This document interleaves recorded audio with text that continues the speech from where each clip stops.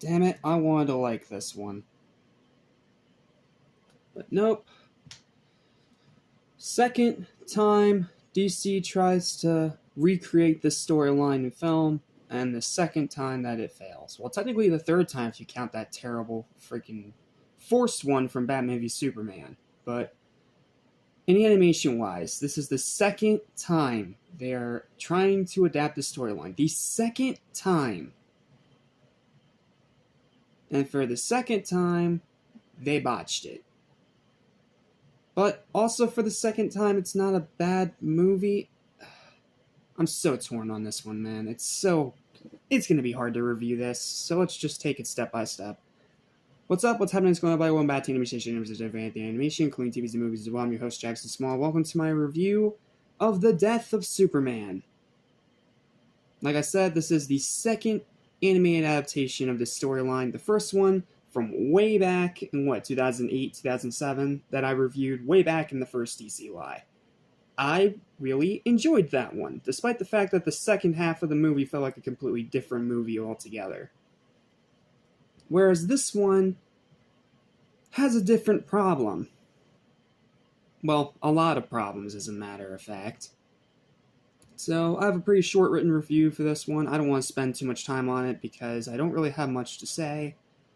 Aside from the fact that this is disappointing, and for the second time, DC animated movies have botched this storyline. And I really hope and pray to goodness above that we don't get a third try. Man, I'm torn on this one. On one hand, it's better than Superman Doomsday, with the full involvement of the Justice League, the sheer impactfulness of the ending funeral. Like, the death itself is very well handled. The far bloodier violence in battles, wearing that PG-13... Was this movie PG-13 or R? Editing, correct me. Yeah, that rating. Whatever is on your screen.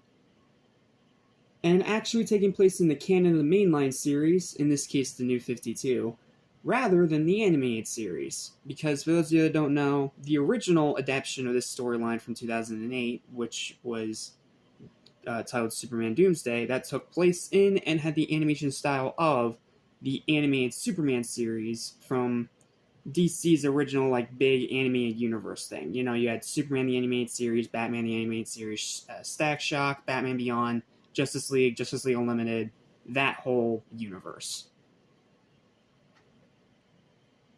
But then on the other hand, it's inferior because its pacing is very slow, agonizingly so. It takes a half hour to actually start the freaking plot, which causes a lot of eye rolling. Like, the first 30 minutes of this movie are bad.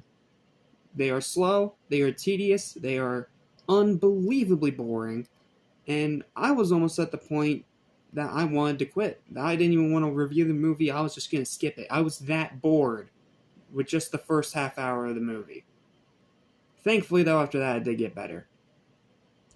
Luthor's involvement, feeling beyond force and adding pretty much nothing. See, here's the thing.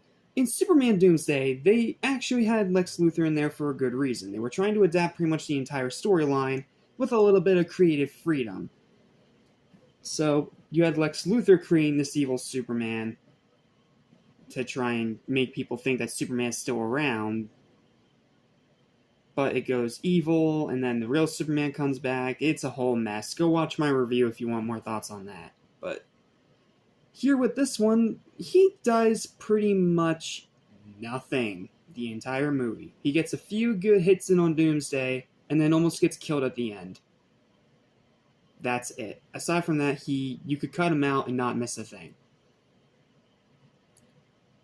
In a final 5 minutes that almost completely ruins the impact of the actual death itself, just for the sake of obnoxious, blatant sequel baiting.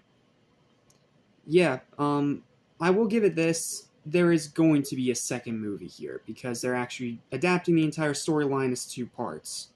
Whereas with Superman Doomsday, way back in 2008, they tried to put the entire storyline with a little bit of creative freedom, again, making that very clear, into one feature-length film. Because they had the death of Superman in the first 30 minutes or so of the movie. Whereas here, it takes pretty much the whole movie to get to that point. And the final minutes, they don't even try to hide what's going on here. Like, yes, if you've read the comics, you know that Superman will come back, but they almost completely ruin the impact of the actual story and the death itself because they immediately go straight into the whole Reign of the Supermen thing, which, I mean, yes, that is the second half of this story, but at the same time, could you really not, like, put that in a post-credit scene? If you put it in a post-credit scene rather than at the end of the movie, I would forgive you a little more. But by putting it at the very end of the movie itself, before the credits even start rolling, it's just blatant sequel bait, and really bad sequel bait at that. But I will give it this. The voice cast here is still pretty good, especially Jerry O'Connell, who gives hands down his best performance as Superman, and the entire cast of the Justice League, minus Shazam for some reason, reprising their roles from the previous New 52 films. So you have, like, Rosario Dawson back as Wonder Woman, you have Jason Momoa back as Batman, you have Nathan Fillion back as Green Lantern, etc., etc., etc. Which does give this movie a good bit of pedigree. Not to mention, most of these New 52 films have been pretty good. It had a very rocky start with two painfully average snoozers, but then it started getting really good, especially the Batman side of this New 52 movies, which I have really, really liked. Heck, I'll even praise the performance of good old Max Tennyson himself, Paul Eiding, as Pa Kent. Yeah, Pa Kent is voiced by Max Tennyson, also known as Grandpa Tennyson from Ben 10. And while you can obviously tell it's him just doing a slightly older version of his Max Tennyson voice, he still does an amazing job in this movie with the little role that he's given.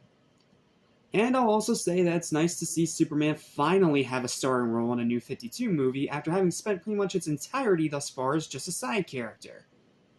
Like in Justice League War, he was a side character. In Throne of Atlantis, he was a side character. In Justice League vs. Teen Titans, he was a side character. Like, almost every single film of this New 52 so far that has Superman in it in some way, shape, or form, he's always a side character and not the main focus, which doesn't really allow you to get to know him more, which is this entire universe's biggest damning aspect. And it is very well earned because Superman himself is the best part of the movie, especially his scenes with Lois, as he debates whether or not to tell her the truth that he really is Superman. And seeing this debate he has with himself back and forth, not to mention a couple of the conversations he has with the League concerning this dilemma, it's effective, and you really do feel his conflictedness inside of his head during these scenes. It's very well done. And again, the scenes with Lois are great in this movie.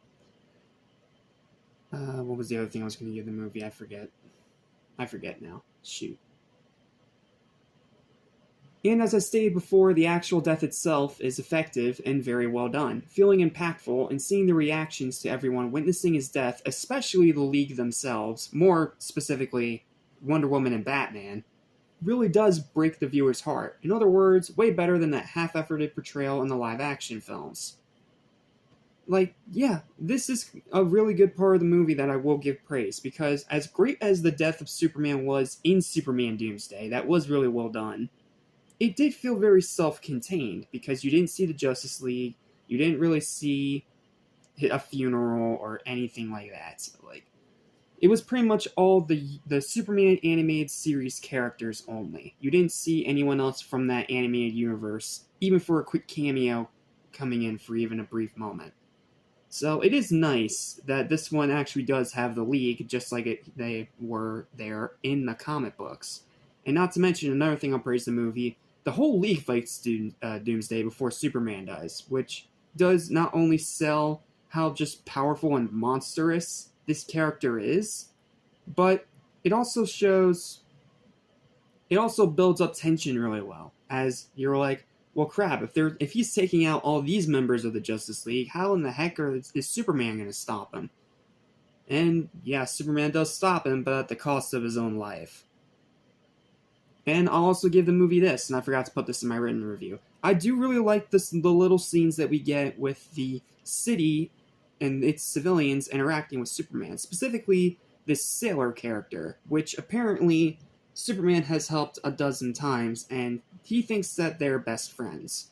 And when he dies in the movie, and no, it's not a spoiler, it's literally in the title of the freaking movie, this sailor, this guy that's actually grown this attached to Superman, he gives this very heartbreaking speech at the end that did almost have me tearing up a bit. Like, he is a great side character, and you really do feel his connection with Superman, and how much it breaks his heart that he gets to go on living while Superman, the protector of the entire city, is dead. Like, the scenes with the sailor are some of the best in the movie, and despite him being a side character, very effective. And seeing Superman interacting with the civilians of the city really does add a bit more character to this movie. Because we didn't really get much of that in Superman Doomsday. But this one just has so many problems that weigh it down significantly from being able to reach true greatness. Sure, unlike Superman Doomsday, it doesn't have a second bizarre half of the movie that does feel like a completely different film, but it just takes way too long to get to the actual plot and what people actually came to see. And because Superman has spent the majority of these films as a side character, it really lessens my attachment to him as a character, in this continuity, which is its most damning aspect. Like, why did it take this long in this New 52 for Superman to get a starring role, damn it? Like, why did it take this long, and why does it have to be just because it's a readaptation of his death? Like, come on, man. You could have put, like, at least one or two little solo Superman movies in between all this.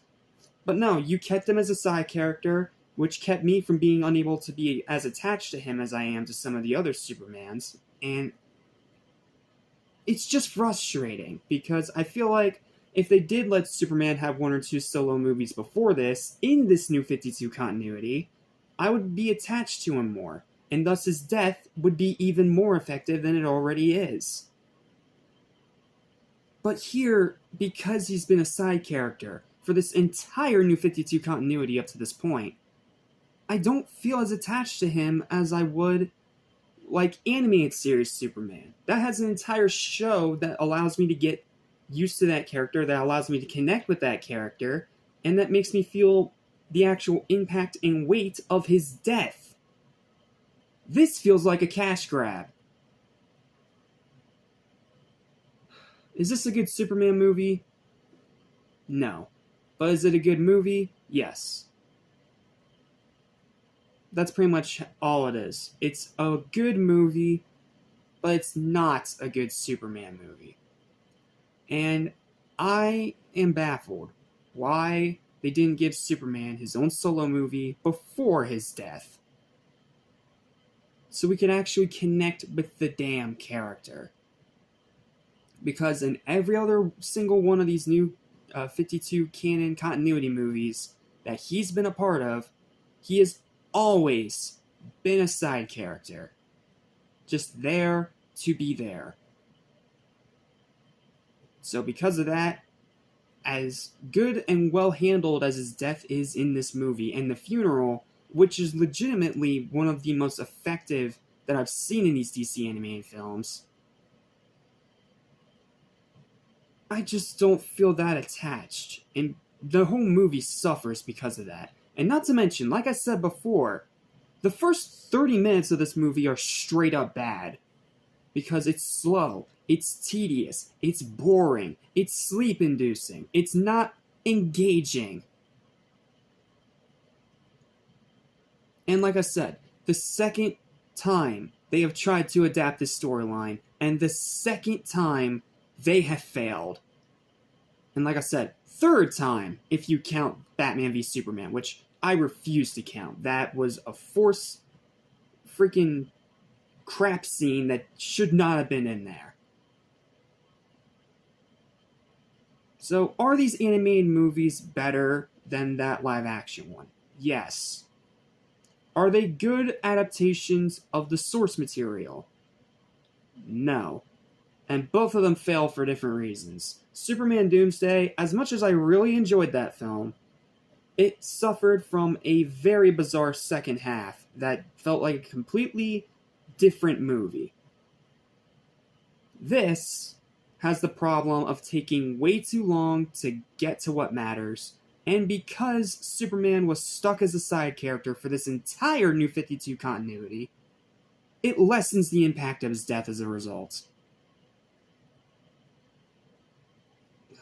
If there's one word I can use to sum up Death of Superman, it's frustrating. And the fact that we have seen this many tries of this particular storyline and they still can't get it right pretty much convinces me that they're never going to get it right. Because apparently it was just one of those comic book storylines that was never supposed to be adapted to any feature film length. They tried, but both times they failed.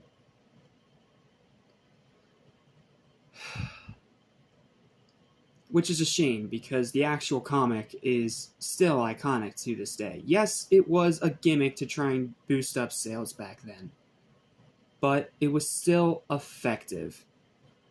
And seeing the hero that so many people idolized and loved for years slowly stripped away of his life in the ultimate battle to the death. Those moments, those panels of comics are still just effective now as they were back then. And these two films, for as much as they try, just can't recapture that.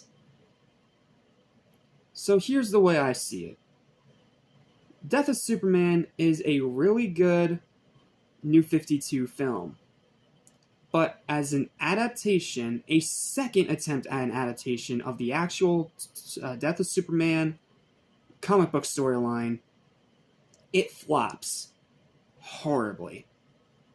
And because of that, like I said at the beginning of this review, I am torn down the middle, because there are parts of this movie I really like, and I do think that the final battle of this one is better than the one we got in Superman Doomsday.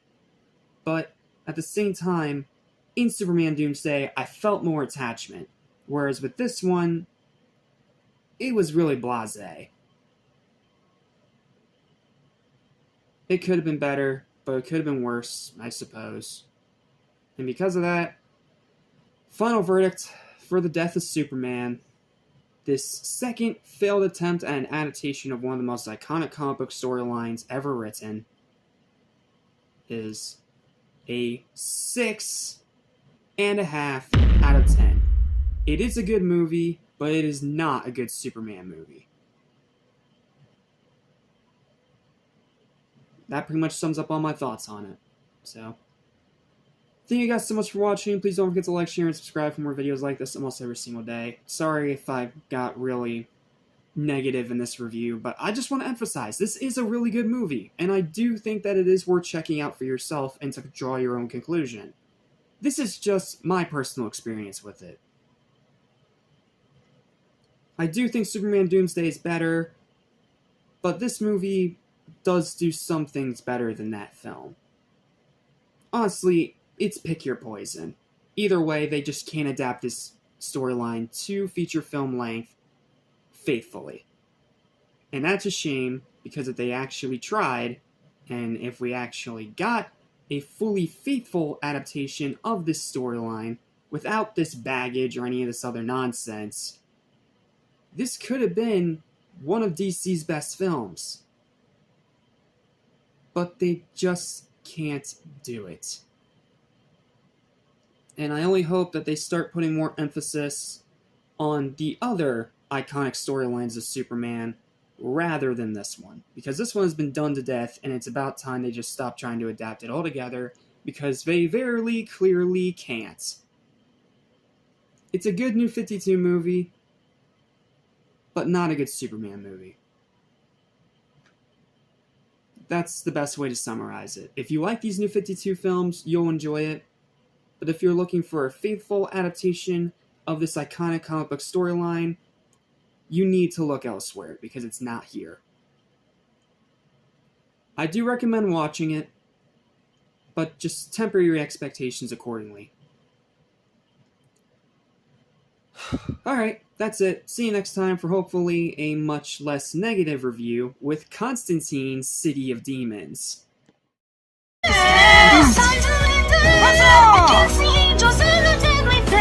We cannot take it anymore. The time